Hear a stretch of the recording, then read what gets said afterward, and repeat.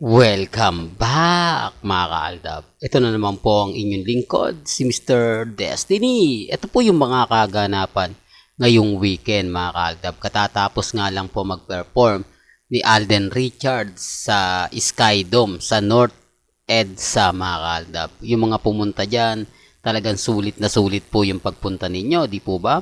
Napakaraming artista ang nakita po ninyo at isa na nga po doon, si Alden Richards.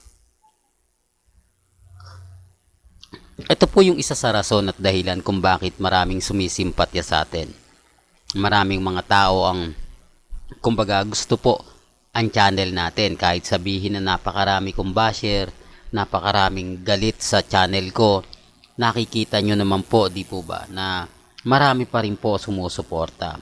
Marami pa rin po ang nagbibigay ng talagang update para po sa atin. Di po ba? Yan ang kagandahan po ninyo. Ngayon, wala na pong ibang update kay Alden. Wala na pong ganap. Ibig sabihin nito, mga kaaldab, tapos na ang pagpe-perform o ganap ngayong weekend. So, saan na si Alden ngayon? Di po ba? Yan yung mga simpleng katanungan. Simpleng update lang pero makahulugan. Di po ba? Tapos yung kasuotan ni Alden ay umaayon nga po talaga. Kaya nga po ako updated na updated. Kaya nga po yung iba nagtataka, ikaw si Mr. Destiny talaga, napakaraming update, napakaraming ganap, lalo na nga po kapag dating kila Mengay at kay Alden. Di po ba? Real talk mga kaaldab. Yung mga nagsasabing ganito ganyan, hayaan nyo lang po sila, inggit lang po sila kasi tayo tuloy-tuloy po yung ganap kay Alden, tuloy-tuloy po yung ganap kay Mengay. Hindi po ba dito sa mga update kay Alden pagkatapos nito, punta naman siya sa, kumbaga, a mother and son story dahil ilang hindi na nga po siya nakapunta sa Enchanted Kingdom dahil nga po may ganap nga po pala siya ng gabi sa, kumbaga, sa kay Father Jeff, di po ba? At syempre sa pagtanggap ng award sa Makabata Star, di po ba? Kaya nga po babawi na lang po raw si Alden. At yun naman po yung sinabi ni Sharon Cuneta na kumbaga wala yung anak ko dahil busy pero babawi nga po siya sa susunod, kasama na nga po. Yan ang sinasabi natin mga kaaldab na update na mas marami nakakalam. Kaya nga po may ganap po si Sharon na hindi po natin alam. Kaya nga po pag nagsalita si Sharon Cuneta, lalo na po nung sa Eat Bulaga o sa EAT, na sinabi niyang, hello, andito si Maine, Alden. Hindi po ba? May alam na siya. Kaya nga po hindi na natin pa dapat questionin kung ano yung nalalaman ni Sharon Cuneta patungkol po kay Alden Richards. Sabi ko nga po sa inyo, may mga bagay-bagay po na kumbaga hahanapin at hahanapin po si Alden Richards kay Sharon Cuneta. Ibig kong sabihin, yung family of two kapag kulang po talaga at wala si Alden doon, matik na yan, hahanapin po talaga nila. At ang kagandahan po kay Sharon Cuneta, direct to the point siya. Di po ba? Kapag tinanong mo, talagang sasagot siya. Di po ba? Maliban lang sa mga tao.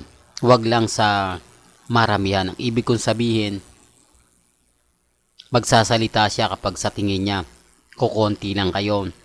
Kapag talagang nagmamahal kayo kina Alden Richards at kay Maine Mendoza, ibig sabihin matagal na kayong aldab. Sinasabi ko lang po ito para po sa kaalaman ng lahat. Pero bago tayo magtuloy at pag-usapan itong mainit na talakayan po natin, kung bago ka lang sa channel na to at isa kang true-blooded Aldab Nation na nagmamahal po kila Mengay at Isoy, tama po ang channel na pinuntahan mo, kaya consider na po kitang bagong subscriber. At huwag mong kalimutang i-share ang mga video po natin sa mga mami, sa mga titas at sa mga senyor. Balikan natin ito. Ang dami pong kuda, ang daming komento. Tigil ka na Mr. Destiny. Buti pa po sila may mga picture na family bonding. Sa iyo, meron ba? Meron ka bang resibo at ebidensya na magkasama si Alden at si Maine? Well, wala naman po akong resibo at wala po akong ebidensya. Pero ang tanong, hanggang kailan nga po ba nila gagawin to? Hanggang kailan nga po ba nila mag-e-edit para lang makuha yung simpatya ng mga main fanatics at army? Sa tingin nga po ba ninyo, sino yung natutuwa sa mga ginagawa po nila? Di po ba? Bakit kailangan mong gumawa ng ganyan? Bakit kailangan mong gawin yung mga bagay-bagay na napakadali naman kung video na lang, di po ba? Photos lang, isa lang po yung lumabas. Tapos balbasarado pa rito si Congressman Arjo. Doon pa lang may mali na no? Doon pa lang masasabi nyo na tama naman si Mr. Destiny. Kumbaga, kung titignan mo naman, kung susuriin mo, may mga point naman siya, di po ba? Although sinasabi ko to para lang po sa kaalaman ng lahat. Sinasabi ko to para po sa mga taong dumadaan at bumibisita sa channel natin. Po ba? Hindi naman po ako namimilit, basta sa akin lang kung ano lang po yung latest, kung ano lang po yung pinag-uusapan, kung ano lang po yung trending, doon lang po tayo. Kaya nga sabi ko, bakit kailangan po nilang mag-e-edit ng mga bagay-bagay na imposible naman, di po ba? Kita nyo po yung mukha ni Mengay, ang haba ng nguso, ang laki ng bibig, pero okay lang po yan. Kasi kahit naman po ano yung ipaliwanag ko, kahit ano man po yung gawin ko, matik na yan mga kaaldab. Ang ibig kong sabihin na yung paniniwala, di po ba? Mahirap na pong itanggi to mahirap nang kumbaga ituwid yung mga taong nabulag na.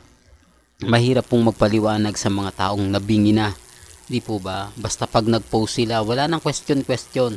Kumbaga, sasabihin na nila yan, isi-share na yan, kakalat na yan. Yung ganyan po sila kadesperado. Di po ba? Pero kung titignan nyo po yung interview ni MJ Marpori kay Congressman Arjo, di po ba? Pansin nyo yung mukha. Pero gaya ng sinabi ko, wala pong pilitan Hindi po ako namimilit dahil kita nyo naman po yung pagkakaiba ng mukha. Sa bagay mga kaaldab, sasabihin naman la blurred yung kuha ng cellphone, etc. Sa high-tech na cellphone po ngayon, ito lang po yung lagi kong sinasabi, lalo na po kung gamit nyo Vivo. Alam naman po natin na endorsement si Mengay niyan. Siyempre mga kamag-anak niya yan gagamit ng Vivo. Di po ba? Napakalinaw po ng camera na yan Kumbaga talagang makikita mo yung pinaka HD na lalo pa pag video. Pero gaya sinabi ko, wala pong pilitan kasi magiging bitter lang po talaga ako.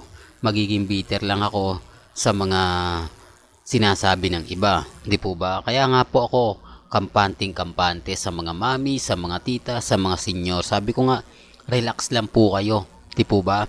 Maging matatag na lang kayo, maging kampante.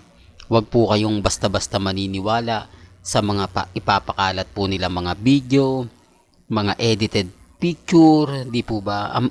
Ang pinaka-importante lang dito, yung huling sinabi ni Congressman Arjo. Yung sinabi na magpaplano pa po sila ni Maine Polkerson.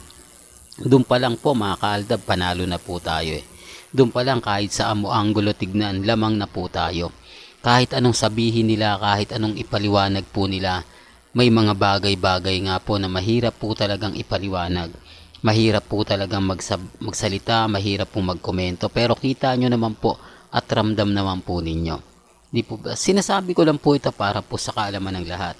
Sinasabi ko lang po ito sa mga mami, sa mga titas, at sa mga senior. Remind ko lang po dito po sa channel ni Mr. Destiny kung ano lang po yung napapakinggan po ninyo. Kung ano po yung nakakalap ninyong impormasyon, pabor na pabor sa Armin, okay lang po yan, hayaan nyo lang. Kasi kapag tayo po nag-react o kapag kayo po nag-react, ang tawag po sa inyo dilulo. Di po ba? Kulto. Ganyan po yung sasabihin sa inyo. Katulad ko na Mr. Paasa, Mr. Dilulo, Mr. Throwback, di po ba? Well, hanggang dito na lang po yung updates natin mga kaaldab Kaya kung gusto nyo pa po ng pinaka-latest at sariwang update, abay tumutok lang po kayo dito po sa channel ni Mr. Destiny para updated po kayo sa mga latest at sa mga bagong video po na ilalabas po natin maya-maya lang. Hanggang sa muli, salamat po sa panonood at pakikinig.